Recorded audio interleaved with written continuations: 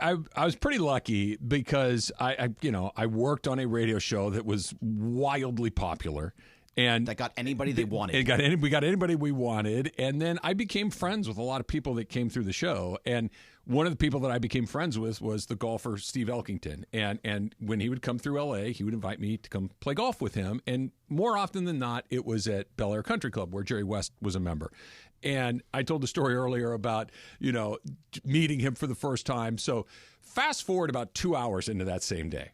All right, we're on the 7th hole, and the 7th hole at Bel Air Country Club, and the reason I'm telling you this is because it matters to the story. You tee off on an elevated tee box. I love those. And you drive down into this little valley, and then your second shot is back up to an elevated green. So it's kind of like, think of it like a U shape, where you hit from high down to low, and then you hit from low up to, like a half. That's actually a perfect description, is a half pipe. So we're playing in the group. And I drive the ball down the left side of the fairway. Hit pretty good. I'm in a good spot. Jerry West drives his ball kind of in the center of the fairway, to the right of me. We go down there, and we're, 15, 16 yards apart from each other.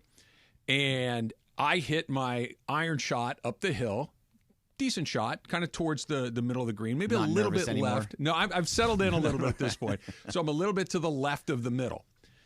Jerry hits his shot a little bit left of the middle. They're on very similar line. And again, it's because it's an elevated game. You can't see the balls, right? You hit them up there, and then you go up there, and okay, mine's left, yours is right, yours is a little short, mine's a little whatever. Off the club, they looked really similar. So we get up to the green, and there's two balls within 3 feet of each other, okay?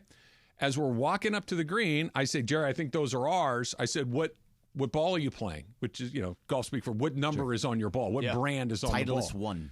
Exactly. So he goes, I'm playing a Titleist 2. I said, okay, so am I. And he goes, ugh. Because he's grinding it out. He's grinding like it's a qualifier for the U.S. Open. Like he cares deeply at this point. We go up, and he goes, mine was a little bit left of yours, so I'm going to take this one. That's you. Cool. So he picks up that one, marks it. I pick up the other one, mark it, and I'm wiping the mud off the ball. It's Titleist 2. I turn the ball over, and in the middle of the ball on the side is 44.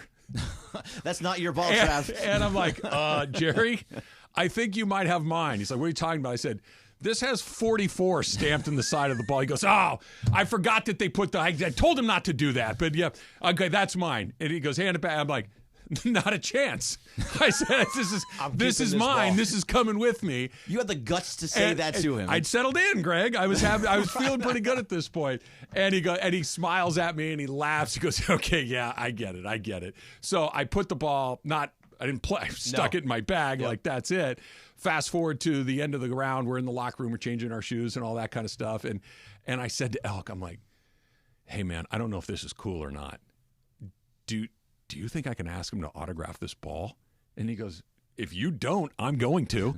And I'm like, all right. So I said, hey, Jerry, would you mind? And Jerry West on that very same golf ball that we played with, the number 44 stand. I gave it to my dad as a Christmas gift because that was his guy. He still has it hanging in his little office at home. But I got to laugh at Jerry was like, hell no, you're not getting this thing back. This thing is mine. Can you